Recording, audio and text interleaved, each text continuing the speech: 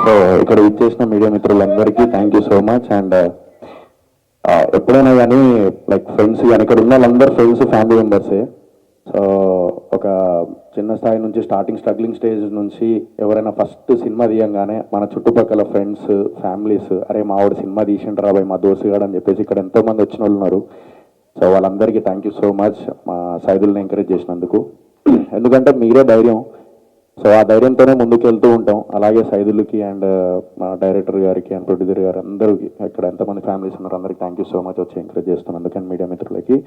And cinema అనగానే రంగుల ప్రపంచం అంటారు, బట్ ఫ్రాంక్గా మాట్లాడితే మీ అందరికీ రంగులు చూపిస్తూ మేమందరం బ్లాక్ అండ్ వైట్లో బతుకుతూ ఉంటాం. ఎప్పుడు ఏమవుతుందో తెలియదు, ఎప్పుడు హిట్ అవుతుందో ఫ్లాప్ అవుతుందో యావరేజ్ అవుతుందో ఏమవుతుందో మా ప్రయత్నం మేము చేసుకుంటూ వెళ్ళిపోతాం. అది ఎంతవరకు ప్రయత్నం అది ఫలిస్తుందో మాకు ఫలితం వస్తుందో మాకు తెలియదు. బట్ మా ప్రయత్నం ఒకటే ఉంటుంది. మా దగ్గర ఒక ₹1,00,000 ఉంటే దీని అమ్మ జీవితం 95,000 ఓన్లీ సినిమాకే పెడతాం మేము. ప్రొడ్యూసర్ అయినా ఆ డైరెక్టర్ అయినా ఎవరైనా అంటే అదొక పిచ్చి. అంటే డ్రగ్స్ అయినా దీని అమ్మ జీవితం ఎదుర్కొంటామేమో కానీ ఈ సినిమా అనేది ఒక్కసారి దీనిలో ఎంటర్ అయిపోతే దాన్ని మళ్ళీ ఎదుర్కోవడం కష్టం. అది ఫ్లాప్ అయినా హిట్ అయినా రవితేజ గారు నేనింతే సినిమాలో ఏదైతే డైలాగ్ చెప్పారో లాస్ట్కి అది సినిమా తీయడం మా ఎత్తు, మా ప్రయత్నం మేము చేస్తూ ఉంటాం. తర్వాత అనేది ఇంకా అది ఫ్లాప్ అయినా హిట్ అయినా మళ్ళీ ఇంకో సినిమాలు చేస్తూనే ఉంటాం. సో ఈ టీం వర్క్ గురించి ఇందాక నాకు డైరెక్టర్ ఇస్మాయిల్ గారు చెప్పారు.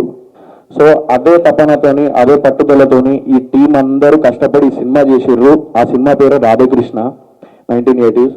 అండ్ సో ఇందాక మ్యూజిక్ రాజా నిజంగా చాలా అంటే చాలా బాగా చేశారు బ్రో. నాకు చాలా బాగా నచ్చింది మ్యూజిక్.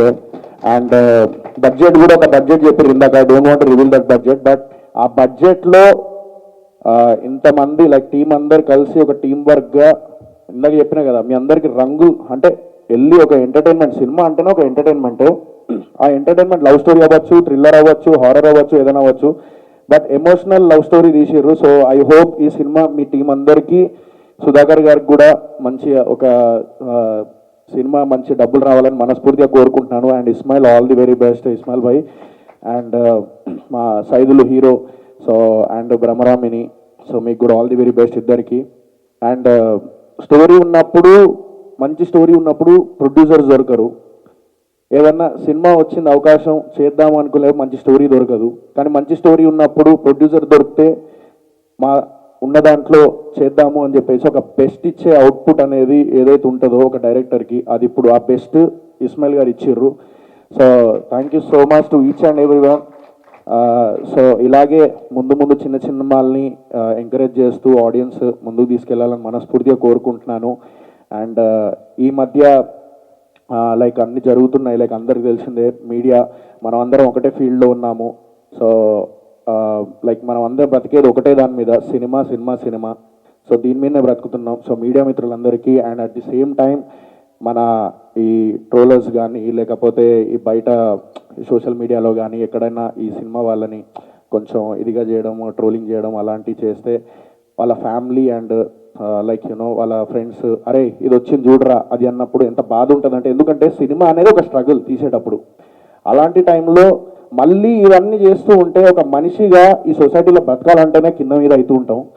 సో ఆ ధైర్యాన్ని అంటే అది పట్టించుకోకుండా ధైర్యంగా ముందుకెళ్ళేవాడే సినిమా వాడు, అది మేము. సో మీరందరూ ఎంకరేజ్ చేయాలని మనస్ఫూర్తిగా కోరుకుంటున్నాను. సో సొసైటీలో మంచి మార్పు రావాలని కోరుకుంటున్నాను.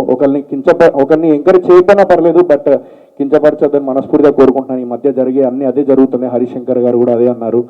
So thank you so much. And ఇప్పుడు రాధాకృష్ణ సినిమాకి all the very best. And teaser launch చేయించినందుకు మౌనిక గారికి థ్యాంక్ యూ సో మచ్ అండి. Thank you so much to each and everyone. Thank you.